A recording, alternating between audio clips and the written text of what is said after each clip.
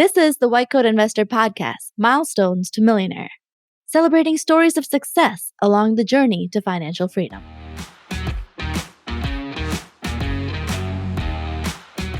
This is the White Coat Investor Podcast, Milestones to Millionaire, celebrating stories of success along the journey to financial freedom. This is Dr. Disha Spath, your host for today's episode. Today's episode is number 61. Anesthesiologist gets PSLF and becomes a millionaire. This episode is sponsored by PKA Insurance Group, Inc. At PKA Insurance Group, Inc., Pradeep Aldo and his team are independent insurance brokers with a focus on disability and life insurance. Protecting your family and income in the event of a death or disability is extremely important. There are now an A-plus rated carrier offering up to $7.5 million of term life insurance without a medical exam.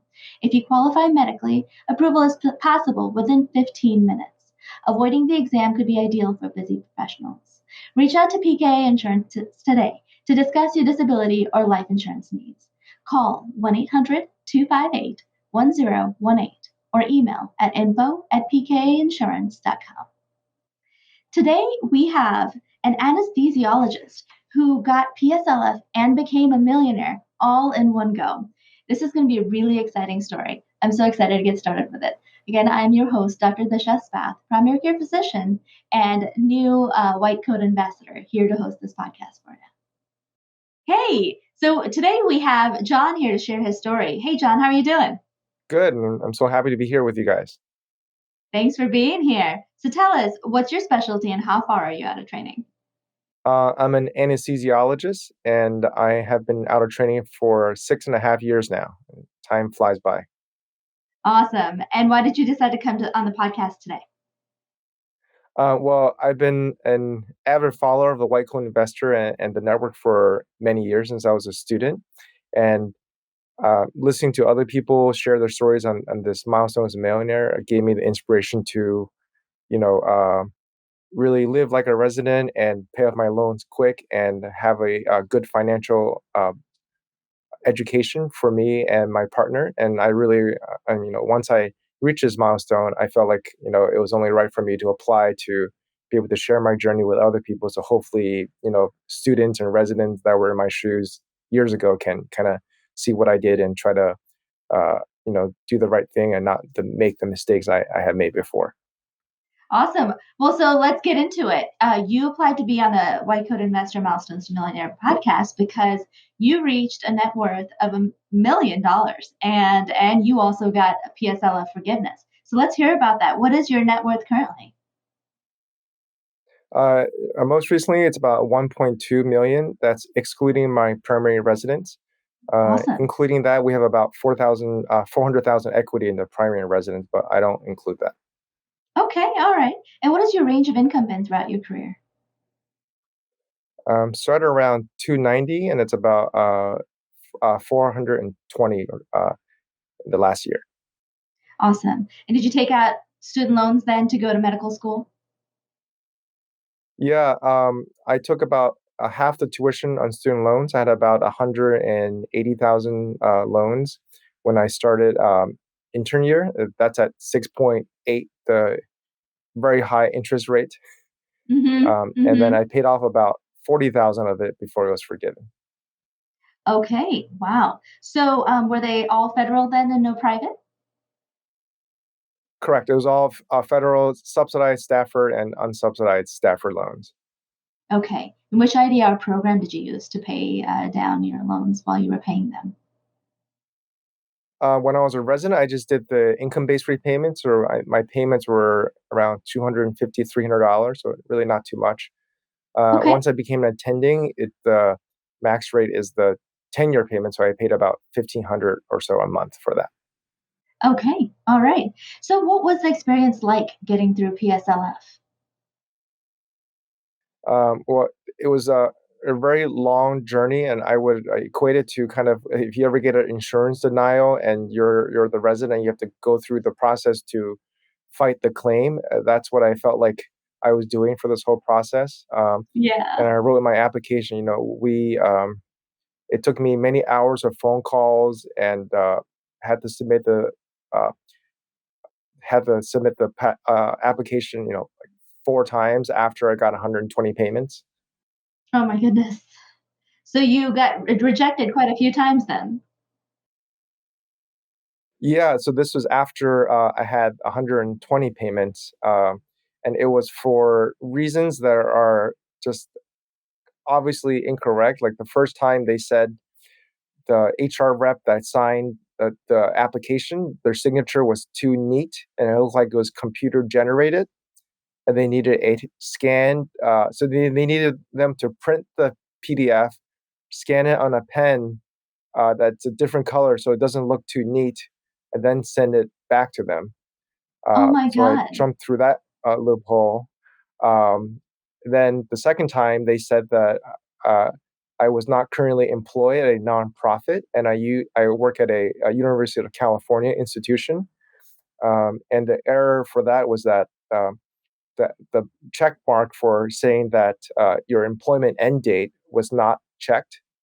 Oh, that's because I'm currently employed. So there's a checkbox that says currently employed. So they denied it for saying that, oh, there you didn't put an employment end date. So that Oh was my the second goodness. rejection. Yeah, and then the third time they came back and said the EIN number, which is the federal that's on your W-2, that number was uh, inconsistent uh, with my previous application form since I've recertified pretty much every year. And that was because the University of California system changed their payroll to, instead of every campus having their own payroll, they moved to a centralized payroll. So the EIN changed on the W-2s. So that made them reject it, saying that, oh, like, it doesn't make sense that the state institution would change their EIN. So they needed to see my updated W-2 again, which I Oh sent. my goodness. Okay. Um, yeah, so after all those things, I ended up doing uh, submitting a claim through the Consumer Protection Federal CPFC. It's a CFPB, the Consumer Consumer Protection Finance Bureau. Protection Bureau. Yeah. Yeah. Yes, yes, that's So one. that worked well? Yeah, and I submitted a complaint after 3 months of trying to get them to uh, accept my PSLF just to say that, oh, you check the boxes and we can process it. And then magically, in about a month and a half later, they said, oh, your loans are now forgiven. Now forgiven. Oh my God, what a great day. That's Yeah. wonderful. So, oh my gosh. So, what year was it that you finally got forgiveness? This was August of 2021, so it was just this past year. Just this past year. And you had to get the CFPB involved in order for them to approve you. Correct. Yeah, and I found that out. There's a PSLF physicians Facebook group that I follow, and there's people that's where I got the idea to do it. And I only Yeah. did it because by then we had spent hours on the phone. It seems like they were just trying to mess around with me and just reject it for different reasons that are not correct. And I really didn't know what to do. And the people on the phone are very nice when you call them, but they just they come with rejections left and right for no valid reasons. Right, right. Yeah, there were a lot of stories like that initially about PSLF and all these rejections, but I'm so glad that it worked out for you finally. And the CFPB is a governmental organization made to keep other financial institutions accountable and make sure that they're not messing with consumers. So that's great. That worked out for you, and the different checks and balances in the system worked out for you too. So how did you hear about PSLF? What got you down that road in the first place? I think I was just a student when I first heard about it. I didn't think really anything of it. I figured, oh, you know what? If I end up doing academics, then I'll use this tool and hopefully it works out. But I didn't plan my career around being in a nonprofit so I can get PSLF. Oh, interesting. So you just happened to be stay in a nonprofit and it worked out for you. That's awesome. And so since you've That's already correct. reached this awesome milestone on your net worth, you were investing alongside the whole time. Yeah, that's correct. So for me, I started as a resident doing the maxing out the Roth IRA, the I think 5,000 a year or so, and uh, ever since I became an attending, I try to do the at the state institution we can do 403B and a 457B, about 20,000 pre-tax each. Nice. And the place that I'm at, we can actually do a mega backdoor Roth for I think like $57,000 post tax in addition. So I try to really maximize everything. Wow. Yeah, that is winning right there. You've got 457, 403B, and the mega backdoor, and you got PSLF because you're working at the place that you're working at. That's lovely. I love that. Yeah.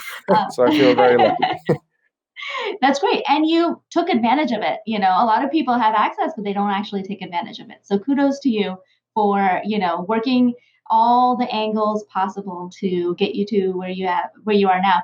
But in any case, congratulations. You did a great job. And if there's one thing you want to tell people coming up behind you, what advice would you give to people coming up behind you?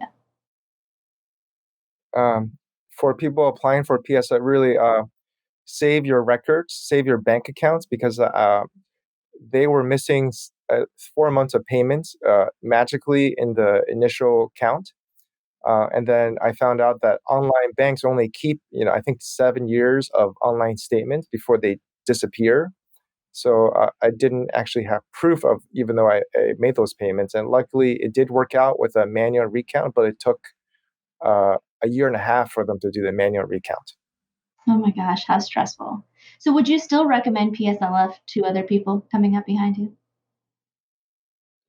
Yes, I do, because I think people in my medical school class, one by one, others are getting similar results like me, but actually getting their loans forgiven. So I think it is a valid program. But you just have to really fight for yourself. It's not going to be easy like applying for a credit card. You just send in the application and they're going to say, "Okay, you're good to go." At least it wasn't for me. Yeah, yeah, it requires some work. Now with the PSLF waiver in progress, they're making things easier recently, but absolutely, you don't get anything for free. And this forgiveness you really had to work for. And congratulations for getting where you are and getting the forgiveness and doing all the hard work. Thank you. Yeah, absolutely. Thanks so much, John. Thanks for being on. And thank you for sharing your story with us. So, what an amazing story.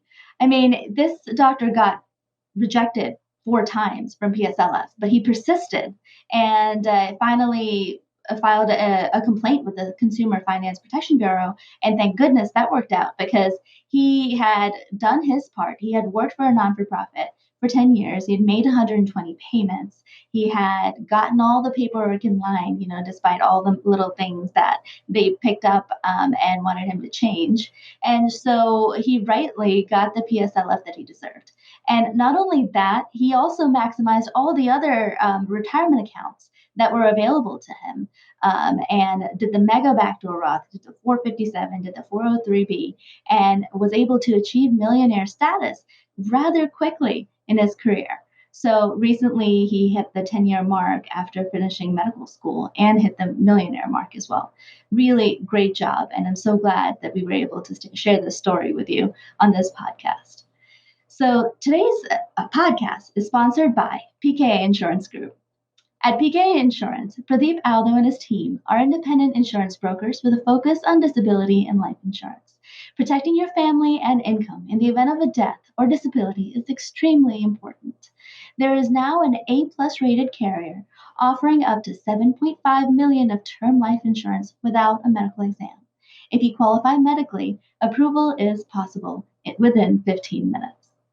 Thank you so much for listening to the White Coat Investor Milestones to Millionaire podcast. Thank you for all you do. We know it's not easy.